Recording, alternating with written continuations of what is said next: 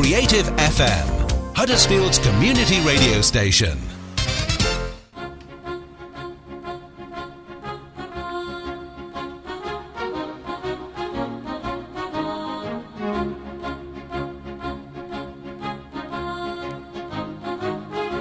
Welcome to the first of a new series of Talking Local, here online at Creative FM. I'm Laurie Stead, presenting the show along with Lynne Barrow, and we've got some interesting guests lined up for you in the next hour. It's our local magazine programme all about Huddersfield. In today's programme we'll be talking to Granville Stead, who's no relation to me, from the Longwood Amateur Operatic Society. Lynne Barrow's guest is Angie McCormack, who's here with her disabled daughter Rebecca. And I'll be finding out from James Sykes about a very special event taking place next month in Almonbury that includes two very well-known actors, Timothy West and Prunella Scales. My first guest and I here on Talking Local share the same surname, though as far as I know we're not related, are we, Granville? I don't think so. Well, he's Granville Stead. He's chairman of the Longwood Amateur Operatic Society, and he's here mainly to talk about the next production, which is at the Lawrence Battley Theatre in October, and it's that lovely musical Half a Sixpence. But before we get on to talking about Half a Sixpence, let's find out a little bit more about the Longwood Amateur Operatic Society. You've been involved with them for quite a while. I'm not actually certain how this started, how long ago. It's somewhere around 1924. Oh gosh, I was thinking the 1950s. No, 1924, and the first show was Iolanthe. Really? And I know you weren't there at that one. Hope not. And that was put on at the Longwood Mechanics. Really? Yes. Mostly, so I found out, local people. So one of the longest running then in the area? There might be some longer. But might be some longer. But how did you get involved? How I got involved was I was looking to change societies owing to work, and bumped into Wendy Taylor in Meadow Hall of all places, and she said, "Oh, why don't you come along to Longwood? We're doing Fiddler on the Roof." And so I went along. That was it. I'm still here now and as chairman. So were you in the chorus originally or a singer? Yes, just joined. No, I joined in as chorus, and also in Fiddler on the Roof there's like a bottle dance, and they wanted 4 blokes that could dance. So I went in one of those, and that was it. Stayed with them ever since. Quite happy. And now you're the chairman of the... Yes, yeah. So you're still involved? Still involved, but not like I used to be being chairman, because you've a lot of other things to do. The Longwood Amateur Operatic Society then started off in... What venue did you say? Longwood Mechanics. Yeah. So did you stay there quite a while? I understand that they moved to the Arts Centre in 1987. Oh, that the one that was in... the Vent Street one. Yeah. Owing to structurally unsafe. And they presented the first show there, which was Irene. And then in 1994 moved to the Lawrence Battley Theatre. Yeah. And I presume that you recruit mainly from the Huddersfield area, do you? Yes, Huddersfield area, although our musical director is from Bradford. I know there are one or two names that people will probably know that's been involved with them for quite a while. Keith Royston, David Lockwood, Paul Bennett, and of course he's yourself. Still involved, is Paul. Yeah. And so are you always looking out for new recruits? Always, yeah. Any age. Yeah. They've just a small audition to pass. They can sing Happy Birthday if they want. It's just so that we know that they can hold a tune, and then they're in. Yeah. But I mean, it's not just people on stage; it's people in the backstage as well. You couldn't exist without. So you're always looking for crew. Is that a crew? Are you? Well, as technical director, which is Chris Brearley, he gets together the backstage staff. So I suppose they're always grateful for backstage staff. And putting on a musical must be a bit of a nightmare, I should imagine. It's so involved, isn't it? It's the hardest thing is finding one that you can do that it's not being taken off for whatever reason. You can't just suddenly say, oh, we'll do so-and-so, because it might not be available for amateur societies. So that's your first headache, trying to find a show that is suitable for your society. And you have to go from there. And then from there you have to work out budgets. Can you put it on? Will it be too expensive? It's not easy. But at the end of the day, when it's all over, it's enjoyable. Yeah. Yeah. And you've also got to find a musical that'll sort of, as they say, put bums on seats. Yeah. Yeah. Which you never know. You never know in this day and age. It's strange. You can't suddenly think, oh yeah, that'll put bums on seats. You always hope. I mean, I know in the past you've done things like Can I Get You Gone, Footloose, Calamity Jane. We've never done Footloose. Oh, haven't you? I thought you had done. Woodhouse did Footloose. Oh, I got the wrong one. Mm. Oh, right. So you sort of, I mean, do you have a panel then that vet all these musicals? No, the committee themselves, we have a committee, a chairman, president, secretary, treasurer, and 10 members. And we have a short list, 3 shows so we'll pick, and we send away to the right holders to see if it's available. And they'll come back and say, no, sorry, you have to apply in a year's time or 10 years' time or whatever. And then we go from there. And So does that apply like the one you're putting on next year? You've got to apply so far ahead. yeah, we already know what that is, but that was just by sheer chance. We've been trying for it for quite a while, and we were just said, no, it's not available, it's not available. And we said, let's just try again. And that's a British musical. Yeah, Me and My Girl. Yeah. Mm. So over the years, have you ever repeated a musical? Oh, they have, but not in my time. If you look at the programme, they've been repeated. You only put a musical on once a year. Yes. Yeah. I think for the obvious reason. It takes a lot of A effort. lot of effort, a lot of time, Yeah. a lot of money. And how are rehearsals going at the moment? Very well, yeah. We've got rather a large company, children, adults, all ages, young people, a very big company. Now, the 2 main parts, let's talk about the character. Because this was based on a book by H.G. Wells, wasn't it? Yes, it was. Kipps. Hmm? Yeah. And in the musical that we know on record, it's by Tommy Steele. So who's playing the Tommy Steele part? Neil Broadbent Yeah. Yeah. And his girlfriend? is Gemma Clarkson. Right. She's playing Anna. Now, these have been with you for a while. I think the names seem to ring a bell to me. Yes, Neil's done lots and lots and lots of shows, and so has Gemma. Mm. Not just with Longwood, but with other societies as well. Mm. And what's the sort of theme of the play, the musical rather, the story? Oh, it's Kipps that worked in the Emporium of Shalford, and into his life comes this eccentric theatrical man, Chitterlow, who picks a name out of a paper for a play which happens to be Kipps, who has come into a lot of money, and it goes from there. But also Anne is his childhood sweetheart, and they had half a sixpence each put together makes one. And so that's it, really. Yeah, that's it in a nutshell. But there's a little bit more to it than that, though, Oh isn't yeah, there? a lot more. You know, the characters, and like in this new version, there's a lot more things happening. Mm. Well, it's a very catchy score because I've recently been listening to it again. But you were telling me earlier that there are like quite a number of new There songs is, added. yes, there is. Yeah, Yeah. Do you know the reason why? I don't.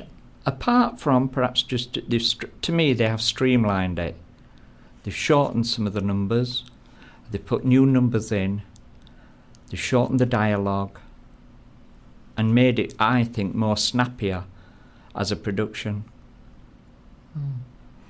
And you've been present, I presume, at the rehearsals so far. Mm. Yeah. And how's it going? Good. Yeah. Yeah. The company are working really hard. Yeah. Really are working well. Yeah. Well, this the musical started off in 1963 with Tommy Steele, and then it went to New York, didn't it? I mean, I wondered how a British musical does in New York at that time. No idea. Well, I know it lasted for about a year. So it must have done quite well then. Yeah, and then they made it into a film, didn't they? Yeah, yeah. And I was surprised to see in the cast was, as well as Tommy Steele, was John Cleese. Yeah. I'm not quite sure which character he played.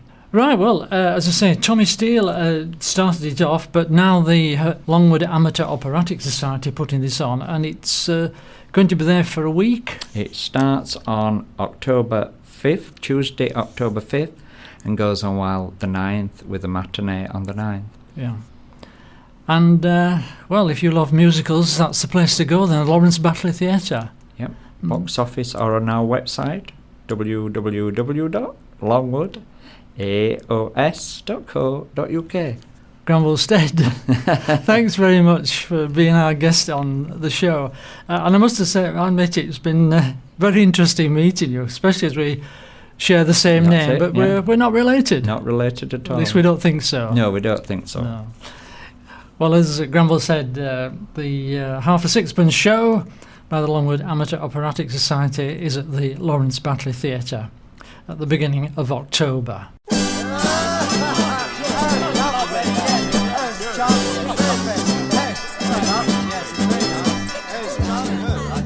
Just one picture, hold it. All lined up in a wedding group, there we are for a photograph.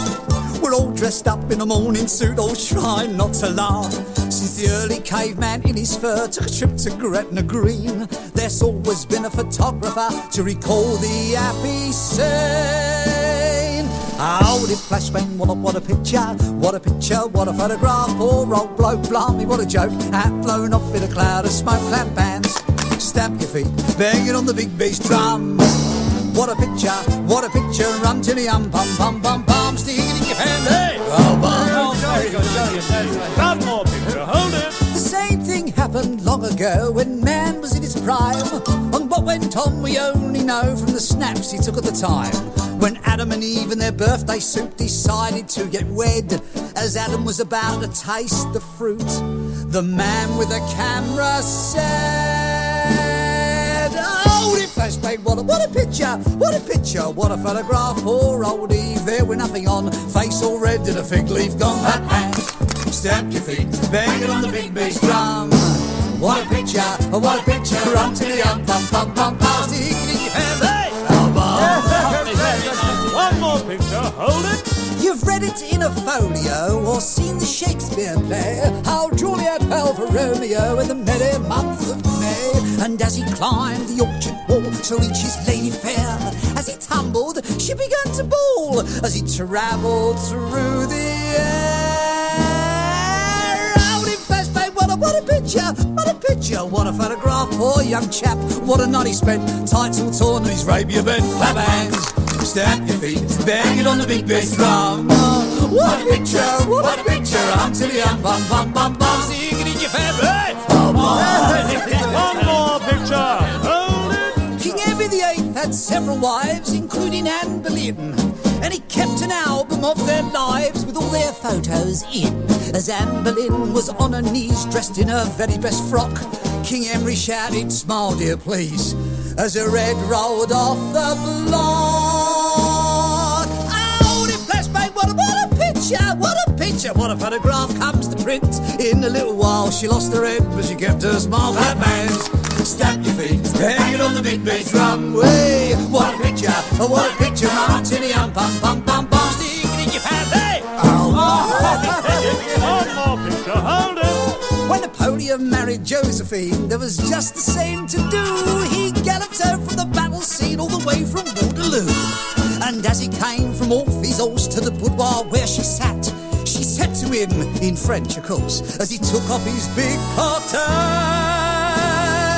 Oh, it flashed me, what a picture, what a photograph. There she was with a big huzzah, all caught up in her ooh-la-la.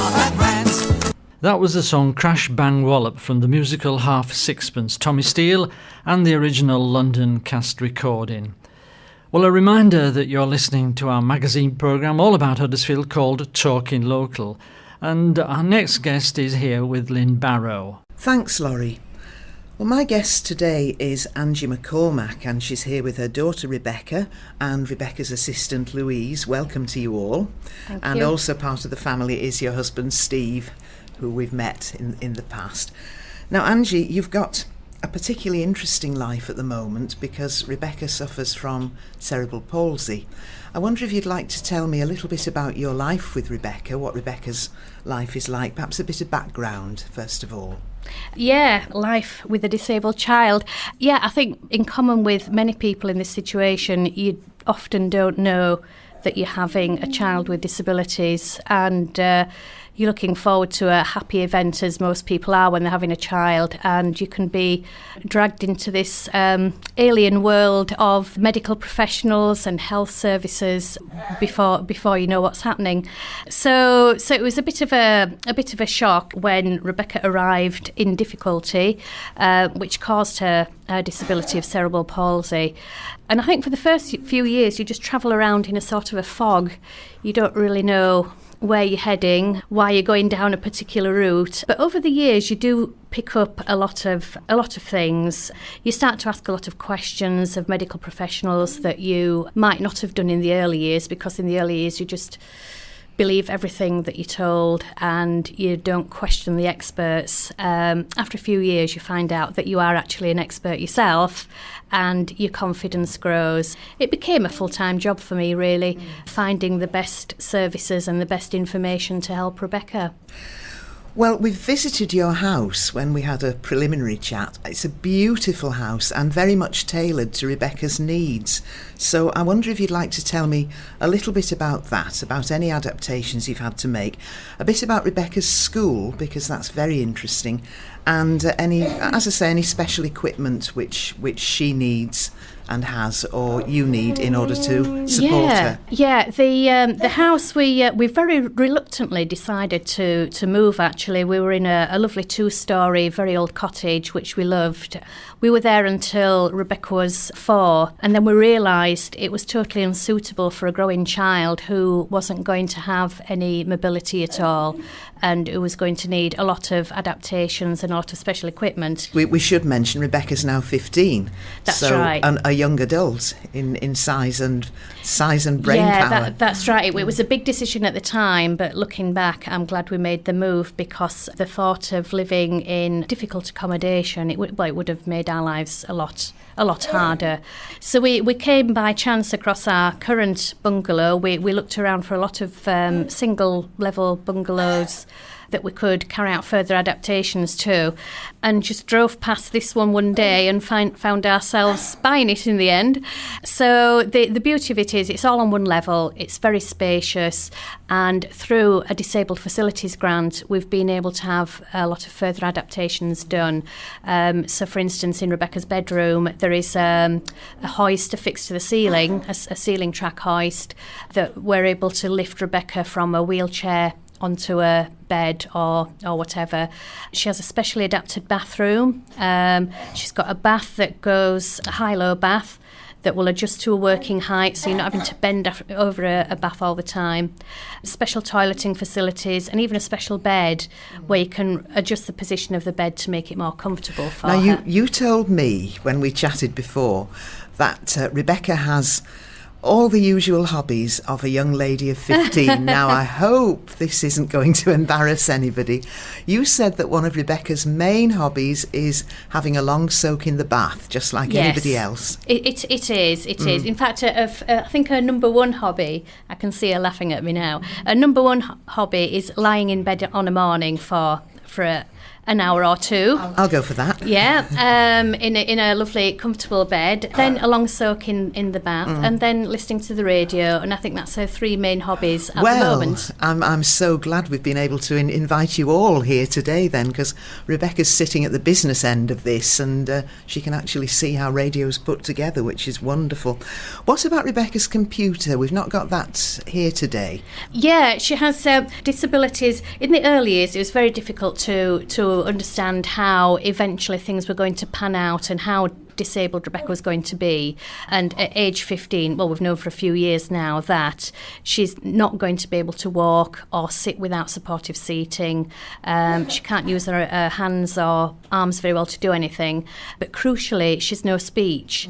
And whereas in the early years, we used to worry about will she walk, will she need a wheelchair? And that used to be the biggest focus. Her biggest disability by far, and I'm sure she'll agree with me, is lack of speech, because Rebecca has a fully functioning brain otherwise. She understands completely everything we say. She has all the same hopes, feelings and expectations as any other 15-year-old girl, and she's got all that with no voice to output anything. So she's been very lucky to have had funded a wonderful computerised communication aid, which is called a Dynavox, and it's the sort of machine you might have seen Stephen Hawking use on TV. Yes. And that talks in this weird electronic voice. Rebecca's been able to choose the voice. She's been able to choose a female voice on it, which That's a relief. sounds like a bit like a newsreader's voice, very posh speaking voice. Sounds which is a nice. bit like a sat-nav in your car, is it that sort Yes, of voice? probably it is, yeah. And you can choose your own voice just in the same way you can with a sat-nav.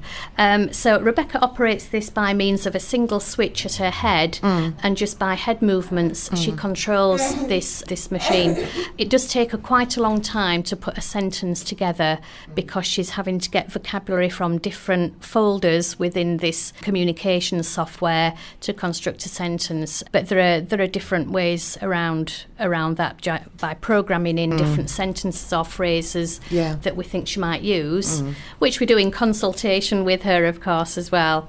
So she's been using a communication aid for about 7 years now and is on her second device. The machines are getting more and more sophisticated and clever. So her current one, she can use it to access a computer as well. Wow. She can use it to play MP3 music files, and she can use it to send and receive text messages through her mobile phone. So it's a pretty amazing piece of equipment. We are still, all of us, learning to use it. Rebecca is far more skilled at it than I will ever be, but it's something that is a lifelong learning process, is this communication. Yeah. Well, I tell you what, we'll have to get you back sometime with the equipment and see if we can concentrate on that. We'll take a little break here for Rebecca's first choice of music. Rebecca's a radio fan and has chosen the music for this. And now Rebecca, with the aid of her wonderful computer, is going to introduce her first choice of music. This is California Girls by Katy Perry. I like the song because it annoys my mum. I know a place where the grass is really greener, warm, wet and wild. There must be something in the water. Sipping gin and juice, laying underneath the palm trees. The bugs break their necks, trying to creep a little sneak peek.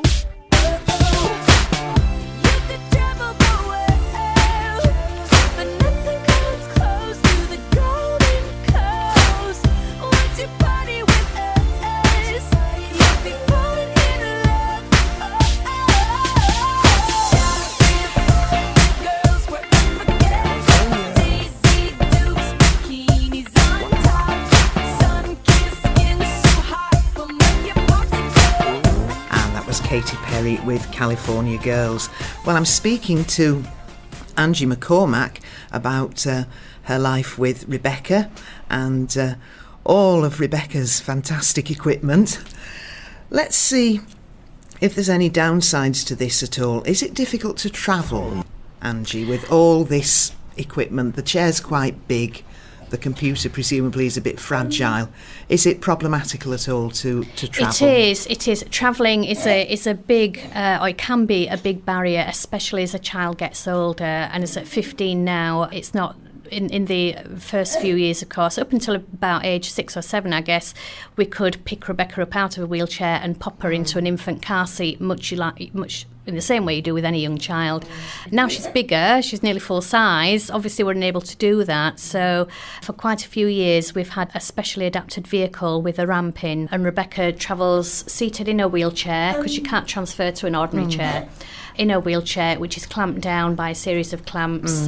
And I travel around driving this big blue bus everywhere. Very impressive. And of course, we mustn't forget that Rebecca had a holiday independently quite recently. Rebecca is not doing too badly for holidays and trips away at the moment. This is mainly because, well, A, we've got over the transport barrier. B, I think we're brave enough to not to worry too much about things and what could possibly go wrong. If you started to worry about what could go wrong, you'd never do anything. But most importantly, because Rebecca has a lot of help, and she has a lot of help from people outside of her parents, outside of me and Steve, because like any other 15-year-old, she doesn't want to hang around with her parents all day, and why should she? So we don't inflict that on her.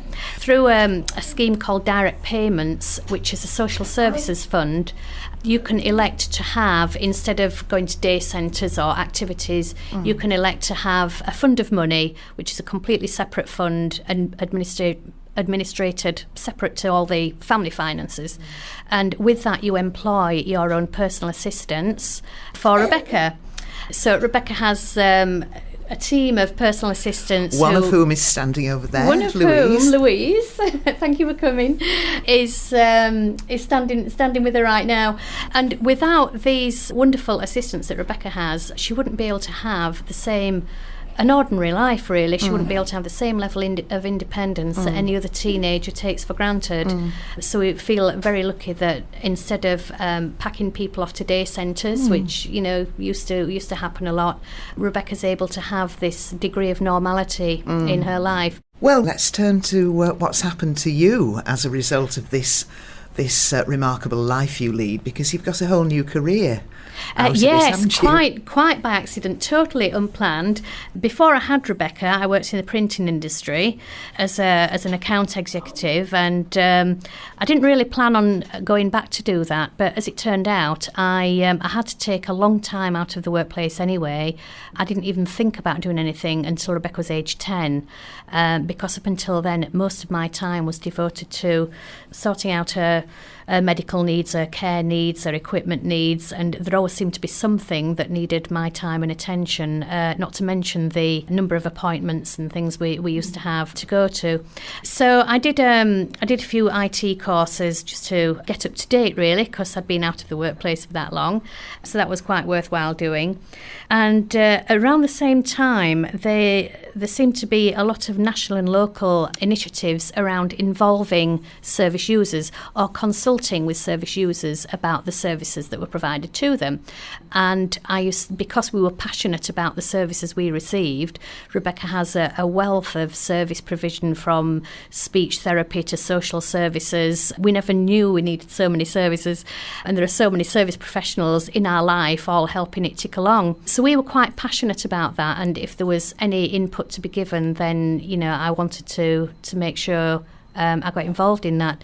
So I started to get involved at first in things like consultation groups, partnership boards, or working around children, anything local or national that needed some kind of input, consumer voice, if you like. As a result of that, I kept being asked to speak at events and conferences. And I remember one conference I was asked to do in Kirklees. It was about 100 and odd health and social care professionals in this conference. and I was asked to do it, and I was shown how to do PowerPoint in about 10 minutes. And I threw this thing together, and it went down with such huge impact that it really inspired me to do more of that. I didn't think I had anything worthwhile saying, but everybody was really, really interested in what I had to say and about the experiences of not just my family, but other families like ours. So that developed into being asked to do similar things at universities where there were students in health and social care, either social work students, nursing students, who needed to know what it was like to be in our shoes, really. Mm-hmm. So that developed. I started doing more and more of that. I also got together with another parent in a similar situation doing the same thing. And we started to do joint presentations, joint lectures. Our presentations developed into lectures because we did some proper training around that. And we ended up saying one day, wouldn't it be great if we had a film to show? Because it's one thing telling people about your experiences, but a picture is worth 1,000 words. And if you could just show a snapshot of your lives or the lives of people like us, it would be so much more meaningful. So Huddersfield University put up the funding for us to make some DVDs about children with disabilities and their families. We've seen a sample of one of these, and it's very, very good to watch. Thank you. It's very, it has huge impact on everybody who we know that has watched it or used it for teaching. So we made the film, 4 different films about 4 different families, and we also made a series of learning materials to go along with it, so it could be used in colleges, in universities, in training departments for local authority services, anybody who was interested in working with children and families with disabilities. And this organisation of yours is called Inspired Practice. Yeah, we never set out to become an organisation. Actually, what we did was just 2 individuals, 2 mums of children with disabilities doing lectures. But then once we got a product like this film, we realised we had to formalise it, and we thought long and hard about the name Inspired Practice till we came up with it. And so we now sell the DVDs. We hope to write a book at some point as well. Oh, good. To make it more, because the DVDs are quite expensive, but a book would be more accessible to students, perhaps, who want to read about these experiences. So in the meantime, you've got your website, which is? It's www.inspiredpractice.co.uk. Which I went on last night, and I was most impressed. Well, Angie, I wish we could go on talking all day, but we can't. I'd like to thank you very much indeed for joining us today. You're I'd like very welcome. to thank Thank you. Rebecca, obviously. Thank you for coming, and I hope that you've. Can you quickly communicate with Rebecca and see if she thought this was okay, Angie? Rebecca, has this been exciting or boring? Fortunately, she said exciting. Thank you very much. We'll pay you later. And thanks also to Louise for coming along, and all thanks, Louise. Very best wishes to your husband, Steve. And it's been an absolute pleasure. And we'll finish with Rebecca's second choice of music, again introduced by herself. This is Airplanes by B.O.B. and Haley Williams. It's one of my favorite songs at the minute. Can we pretend that airplanes in the night sky like shooting stars? I could really use a wish right now, wish right now, wish right now. Can we pretend that airplanes in the night sky like shooting stars? I could really use a wish right now, wish right now, wish right now. Yeah, I could use a dream or a genie or a wish to go back to a place much simpler than this. Cause after all the partying and smashing and crashing, and all the glitz and the glam and the fashion, and all the pandemonium and all the madness, there comes a time where you fade to the blackness. And when you're staring at that phone in your lap, and you hoping but them people never call you back. But that's just how the story unfolds. You get another hand soon after you fold. And when your plans unravel in the sand, what would you wish for if you had one chance? So airplane, sorry I'm late.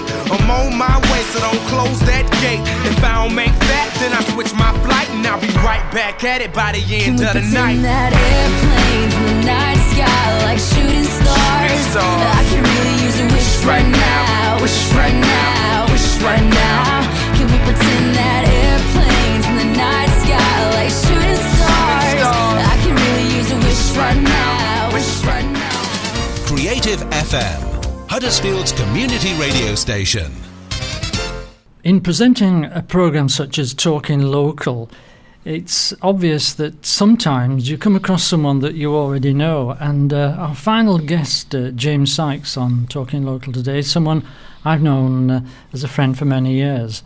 James has been involved with the theatre in Huddersfield for many years, and well, he's come along today to talk about something a little bit different that he's involved with. In fact, I think you've not done this before, have you?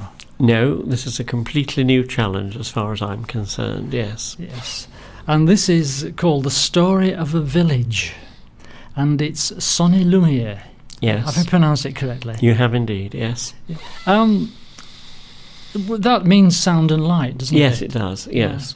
So what's happening with The Story of a Village? It's Almondbury.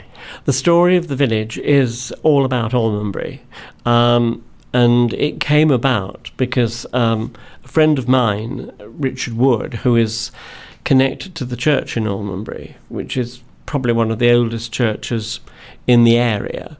They were wanting to raise funds, which an awful lot of churches want to do, and also raise the profile of the church. And he came up with the idea of telling the story of the church in sound and light, which is Sonny Lumiere. And so he approached me and said, would I be interested in coming on board, really? And I'd seen various productions of Sonny Lumiere, while I'd been on holiday and things like that, grand spectacles set in front of castles and in front of the Acropolis and what have you. And I thought, well, this is something, that might interest me and challenge me. So it was really a case of starting from a completely blank canvas. Obviously, I knew the church in Almondbury, and I knew how old it was. And what we had to do to start with, we had to sort of talk to a historian, Alan Penfold, who is a recognised authority on sort of medieval churches and old buildings. And he found an awful lot of the early records going back to the Domesday Book. And so from there, he gathered a whole series of books and items which related to the history of the early church in Almondbury. And from there, we started to put things in a chronological order, which would start with the Domesday Book and tell the story of the church and consequently of the village up to the coronation of Elizabeth II. So it was a blank canvas, and the fascinating thing about it was that this canvas has just been grown and it's been covered over the months with so many details. And what we ultimately did, having talked to Alan at various meetings, we then took on board a scriptwriter, a lady called Jill Mitchell, who lives in Almondbury, and she put together a basic script, and from that script I came and helped with that. And what emerged were 10 scenes, as I say, starting at Domesday and going on to 1953, and we've broken those 10 scenes down into various incidents and episodes and pieces of history that have happened to Almondbury during that particular time. So you've got actors in, and you've got some musicians and some the local choir. Well, I would not say a local choir, the choir. The choir. We can't go any higher than the Huddersfield Choral Society. No.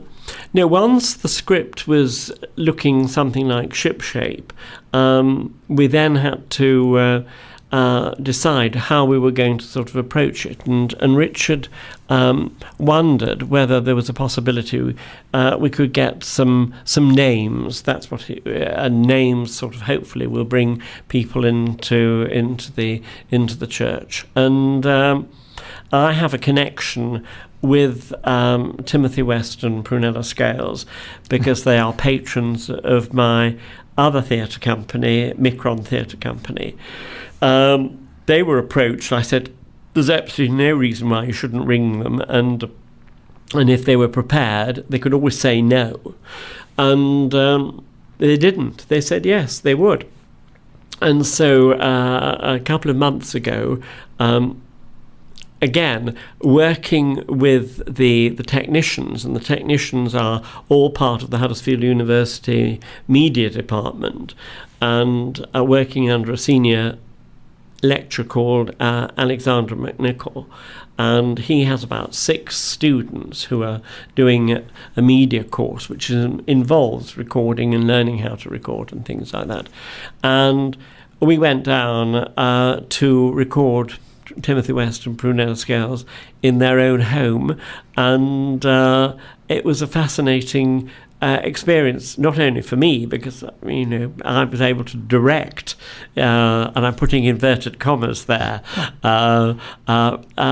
great actors like Timothy West and Prunella Scales, and they were able to sort of see them in their own home and record them and see how they worked as far as the recording process was involved. And again, the finished product sounds absolutely wonderful, but we did 2 or 3 takes, and they chose moments from actually each of the three takes. It wasn't a case of just going right through and saying that was perfect, because there were some aspects of it, touches, minute things that an ordinary audience wouldn't appreciate, but they were there, and they are working to such an exactitude that that was vital, and it was great. It was absolutely super as far as I was concerned. And in the story, it's quite well known that John Wesley, the preacher, came to Huddersfield. Well, apparently he went all over the place, but he did come to Huddersfield to preach, and he had rather a rough reception. And I think he was rather a pedantic speaker, and so we use part of a sermon that Wesley preached when he was in Huddersfield. And I thought it would be perfect for Timothy West to play John Wesley, and so there's a lovely sequence of the sermon and then his thoughts after the sermon.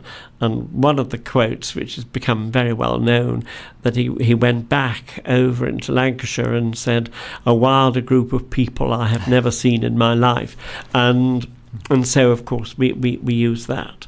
Yeah. As far as Prunella Scales was concerned, there aren't a lot of female voices, and one of the things I chose to do was have a female narrator, which I've done, and so I asked Prunella Scales whether she would be prepared to read a poem that I knew called "The Glory of the Garden" by Rudyard Kipling, and it fits in really following the Factories Act of the late 19th century and the advent of the Second World War and the First World War, and it's just perfect, and it sort of symbolises England between the wars, and we underplay that with this wonderful piece of music by Elgar, the Andante from his violin concerto. So they were really happy to do it, and it was great actually, because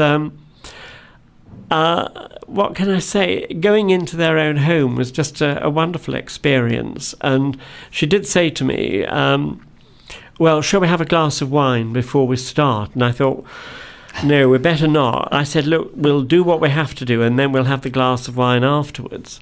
And again, there is a connection, apart from the fact that they are boaters. Prunella Scales spent her teenage years actually in Huddersfield. Yes, I think I remember. I think back at home I've got an old programme note where she's appearing at the Theatre Royal. That was her first job. Yes. That was her first job.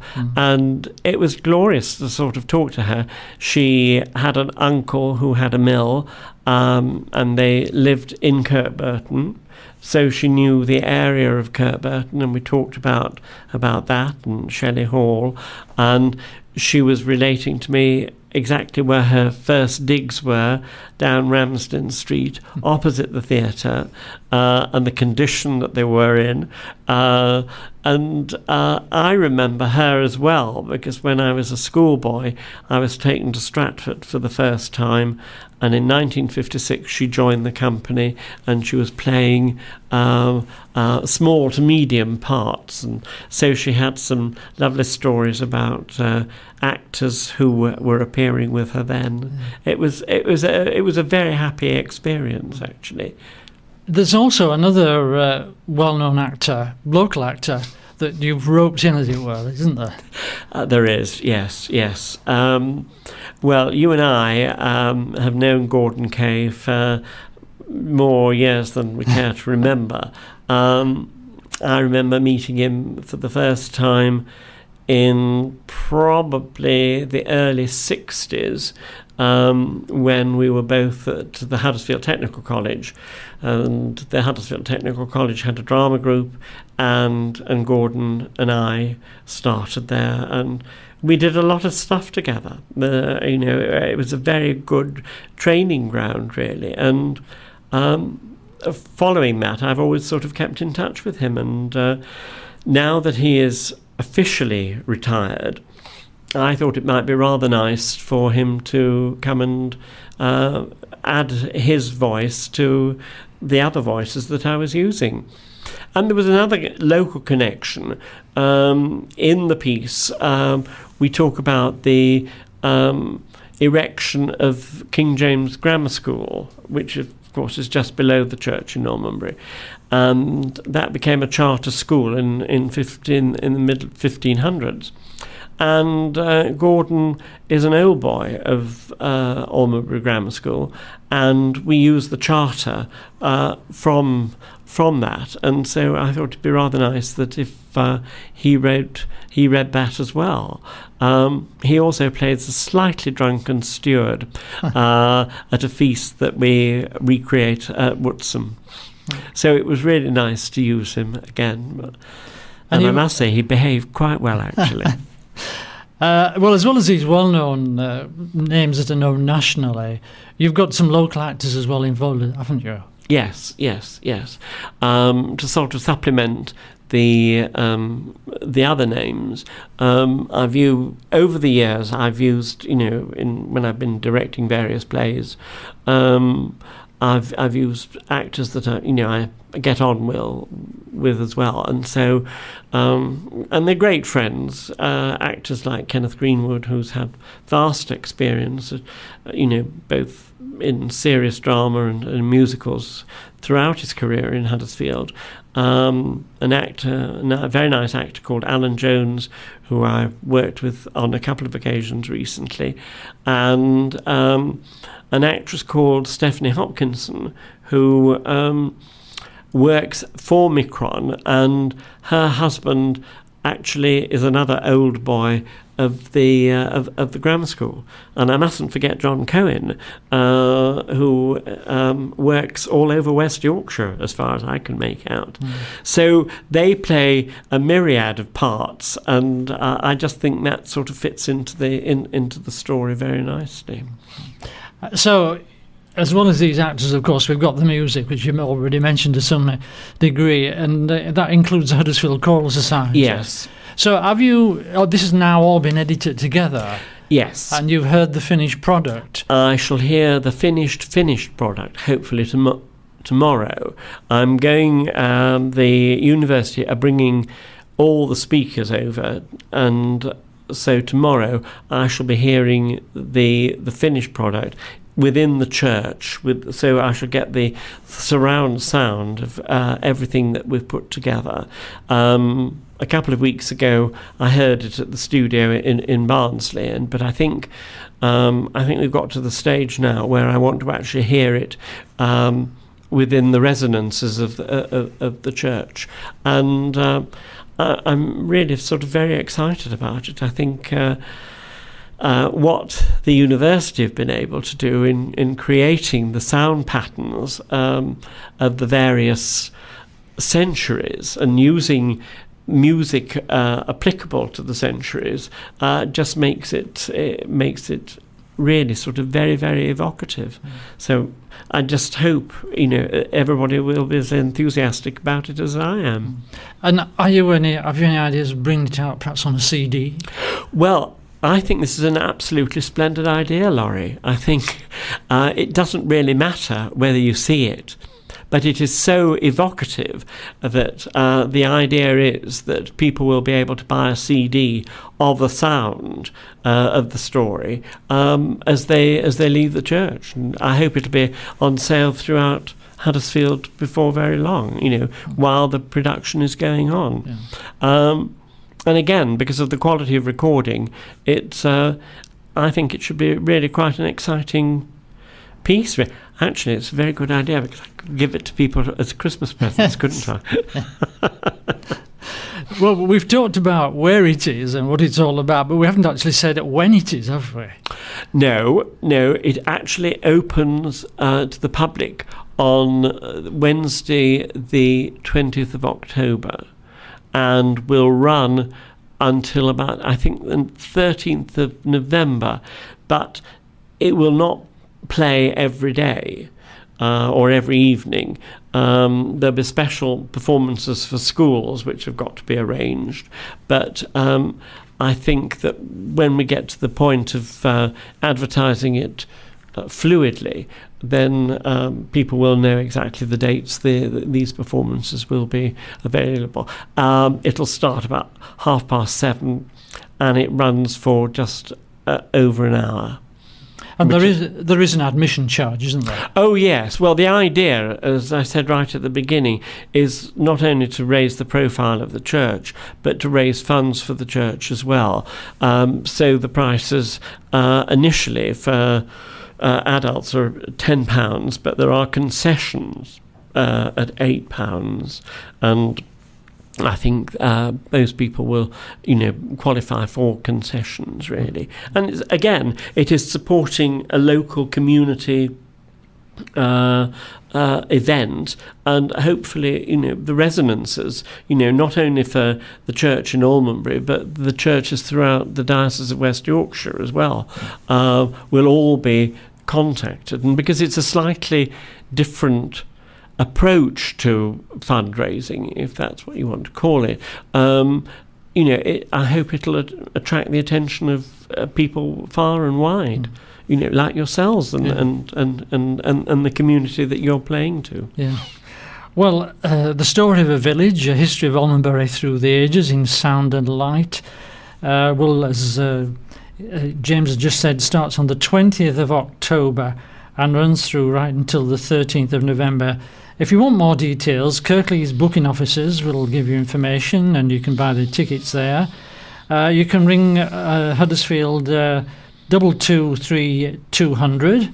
You can go also to the Bean Cafe in Northgate, Almonbury, where they're selling tickets. So there's quite a few venues where you can find out all about this presentation in sound and light at the All Hallows Church in Almonbury.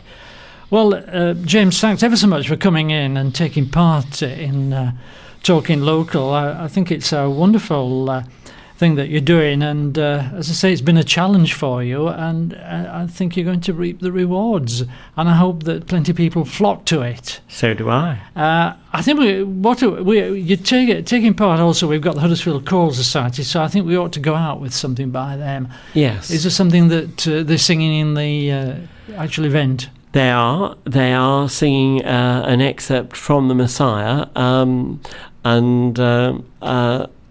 the Huddersfield Choral Society, as you probably know, I think are 150 years old this year, and we use this fact in the show itself, and so I think any excerpt from The Messiah would be very suitable, really.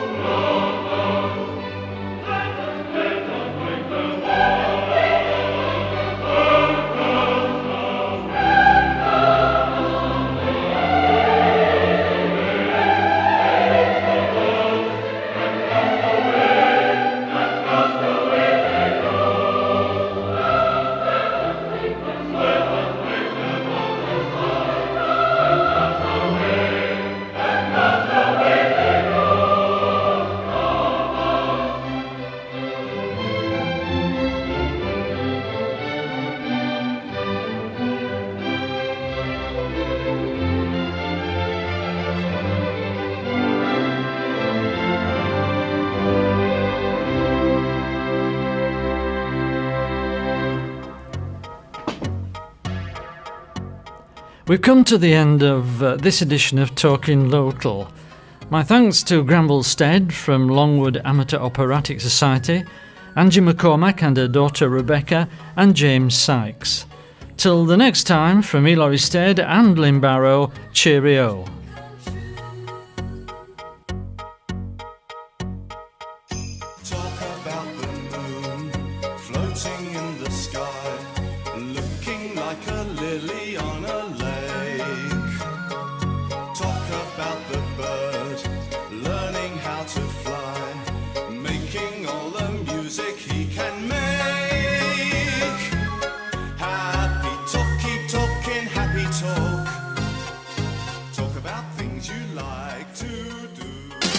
Creative FM, Huddersfield's community radio station.